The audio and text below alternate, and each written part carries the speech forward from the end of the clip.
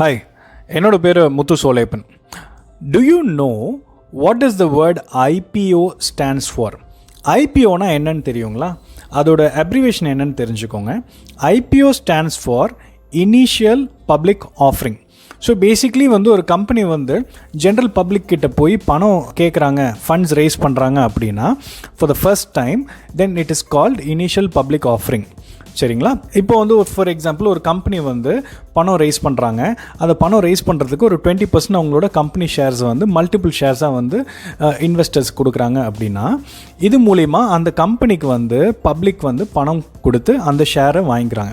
So கம்பெனிக்கு பணம் கிடச்சிருது. இந்த பணத்தை வச்சு கம்பெனி பிஸ்னஸை எக்ஸ்பேண்ட் பண்ணுறாங்க. அதே மாதிரி இந்த ஷேர் அலாட் ஆனவங்க இந்த ஷேரை வச்சு நாளைக்கு இந்த கம்பெனி நல்லா பர்ஃபார்ம் பண்ணல, அவங்களுக்கு இந்த ஷேரோட வேல்யூ ஏரியல, அதை விற்றுட்டு வெளியே வருவாங்க. ஸோ இது ஒரு மியூச்சுவலி ஒரு பெனிஃபிஷியலான ஒரு விஷயம்.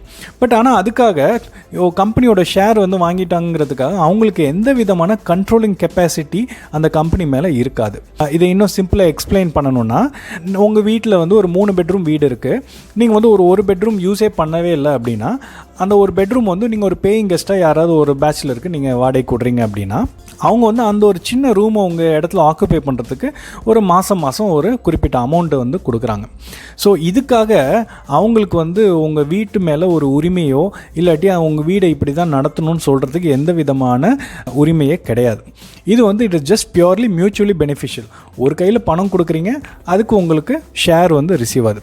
இது எல்லாமே ஐபிஓவில் தான் நடக்கும். ஃபார் எக்ஸாம்பிள், ஒரு ஐபிஓ போது ஒரு கம்பெனி 10 லட்சம் ஷேர்ஸ் 100 ருபீஸ் வேல்யூக்கு, அதாவது ஒரு ஷேரோட விலை 100 ருபீஸ்ன்னு சொல்லி அவங்க கொடுக்குறாங்க அப்படின்னா, ரைஸ் பண்ணுறாங்க ஃபண்ட்ஸை அப்படின்னா அவங்களுக்கு 10 லட்சம் ஷேர் இன்ட்டு 100 ருபீஸ், அதாவது கிட்டத்தட்ட 10 கோடி ரூபா அவங்களுக்கு பணத்தை ரைஸ் பண்ணுறாங்கன்னு அர்த்தம்.